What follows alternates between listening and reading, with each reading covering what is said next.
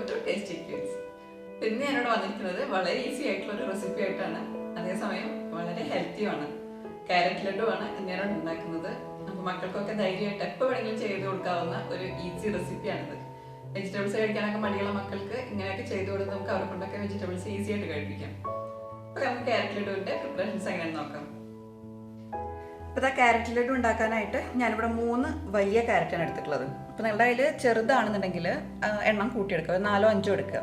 കാരണം നമ്മളിത് വഴറ്റി എടുത്തിട്ടാണ് ലഡു ഉണ്ടാക്കുന്നത്. അപ്പോൾ വഴറ്റി വരുന്ന സമയത്ത് പിന്നെ ഇതിൻ്റെ ക്വാണ്ടിറ്റി കുറഞ്ഞു പോകും എന്തായാലും. പിന്നെ നമുക്ക് വേണ്ടത് 1/4 കപ്പ് ഷുഗർ, 1/2 കപ്പ് പാല്, പിന്നെ ഒരു 4 ഗ്രാമ്പൂ, 3-4 എടുക്കാം ഏലക്ക. അപ്പോൾ ആദ്യം നമുക്ക് ഈ ക്യാരറ്റ് ഒന്ന് ഗ്രേറ്റ് ചെയ്തെടുക്കണം. അതുപോലെ തന്നെ ഈ ഏലക്ക, ഗ്രാമ്പൂ ഇത് രണ്ടും ഒന്ന് പൊടിച്ചെടുക്കുകയും വേണം.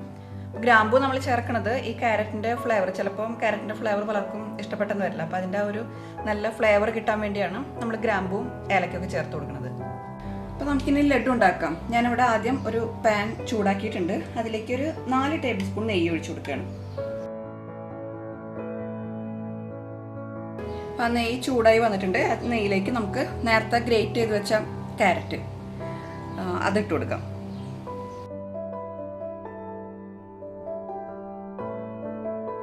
ഇനി ഇതൊരു 2-3 മിനിറ്റ് നേരം നമുക്കൊന്ന് വഴറ്റി കൊടുത്തിട്ട് വേണം ഇതിലേക്ക് പാൽ ആഡ് ചെയ്ത് കൊടുക്കാനായിട്ട്. അതിൻ്റെ ആ ഒരു റോ സ്മെല്ല് പോയി കിട്ടും ക്യാരറ്റിൻ്റെ. ക്യാരറ്റ് ഞാൻ നന്നായിട്ട് നെയ്യിൽ വഴറ്റിയെടുത്തിട്ടുണ്ട്. ആ ക്യാരറ്റിൻ്റെ വെള്ളമൊക്കെ ഒന്ന് ചെറുതായി വലിഞ്ഞിട്ടുണ്ട്. അപ്പോൾ ഇനി നമുക്ക് അടുത്തത് ഇതിലേക്ക് ആ പാൽ ആഡ് ചെയ്ത് കൊടുക്കാം. 1/2 കപ്പ് പാലാണ് ഞാൻ എടുത്തിട്ടുള്ളത്. അപ്പോൾ പാല് അധികം ഒഴിക്കരുത്, കാരണം ക്യാരറ്റ് നന്നായിട്ട് വെന്തുടഞ്ഞു പോകും. അപ്പോൾ നമുക്ക് ലാസ്റ്റ് അതിങ്ങനെ ബോൾസാക്കി പിടിക്കാൻ പറ്റില്ല. അപ്പോൾ ആദ്യം കുറച്ച് ഒഴിച്ചു കൊടുക്കുക. എന്നിട്ട് വേണമെന്നുണ്ടെങ്കിൽ മാത്രം ക്യാരറ്റ് ഒട്ടും വെന്തിട്ടില്ല എന്ന് തോന്നുകയാണെങ്കിൽ നമുക്ക് കുറച്ചും കൂടി ആഡ് ചെയ്ത് കൊടുക്കാം.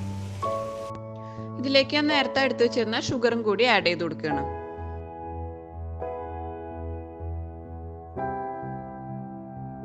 ഇപ്പം പാലും ഷുഗറും എല്ലാം ആഡ് ചെയ്തതിനു ശേഷം നന്നായിട്ട് മിക്സ് ചെയ്തെടുത്തിട്ടുണ്ട്. ഇപ്പം ഇതിൻ്റെ ആ വെള്ളമെല്ലാം നന്നായിട്ട് വലിഞ്ഞു വന്നിട്ടുണ്ട്. കുറച്ചുകൂടി ഡ്രൈ ആയിട്ട് വേണം നമുക്ക് നേരത്തെ പൊടിച്ച് വെച്ചിരിക്കുന്ന ഗ്രാമ്പും ഏലക്കയും ഒക്കെ ചേർത്ത് കൊടുക്കാനായിട്ട്.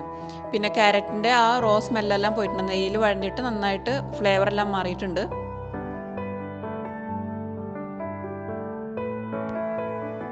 ഇത് ഞാൻ നേരത്തെ എടുത്ത് വെച്ചിരുന്ന ഗ്രാമ്പും ഏലക്കയും കൂടി പൊടിച്ചെടുത്തതാണ്. അപ്പോൾ പെട്ടെന്ന് പൊടിഞ്ഞു കിട്ടാൻ വേണ്ടിയിട്ട് കുറച്ച് ഷുഗറും കൂടി ആഡ് ചെയ്തിട്ടുണ്ട്.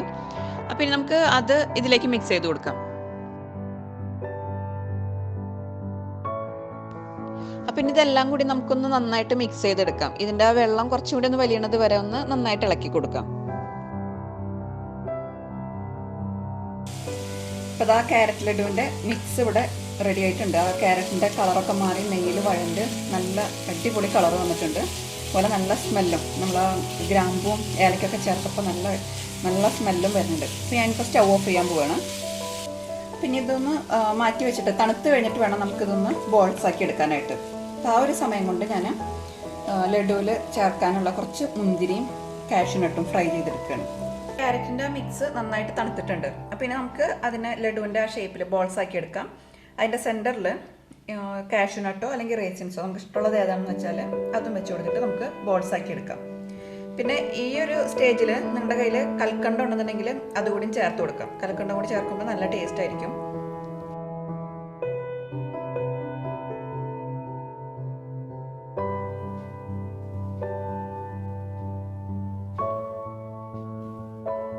അപ്പോൾ ഇത് അടിപൊളി ക്യാരറ്റ് ലഡു ഇവിടെ റെഡി ആയിട്ടുണ്ട്. ഇത് കാണുമ്പോൾ ശരിക്കും ഒരു മോട്ടിച്ചോറ് ലഡുവിൻ്റെ പോലെയൊക്കെ ഉണ്ട്. പക്ഷെ ഒരു 10-15 മിനിറ്റ് നമുക്ക് അതിനുള്ളിൽ വളരെ എളുപ്പത്തിൽ തയ്യാറാക്കി എടുക്കാവുന്നൊരു ഈസി റെസിപ്പിയാണിത്. അപ്പോൾ എല്ലാവരും ഒന്ന് ട്രൈ ചെയ്ത് നോക്കുക. പിന്നെ വെജിറ്റബിൾസ് ഒക്കെ കഴിക്കാൻ മടിയുള്ള മക്കൾക്കാണെങ്കിൽ നമുക്ക് ഇതൊക്കെ ഉണ്ടാക്കി കൊടുത്താൽ മതി. അപ്പോൾ സ്വീറ്റൊക്കെ ആയതുകൊണ്ട് അവർ നന്നായിട്ട് കഴിക്കുകയും ചെയ്യും. അപ്പോൾ എല്ലാവരും ട്രൈ ചെയ്ത് നോക്കി അഭിപ്രായം പറയണം. ഞങ്ങളുടെ വീഡിയോസ് ഇഷ്ടപ്പെട്ടാൽ ലൈക്ക് ചെയ്യാനും ഷെയർ ചെയ്യാനും സബ്സ്ക്രൈബ് ചെയ്യാനും മറക്കരുത്. Thank you for watching Tasty Queens.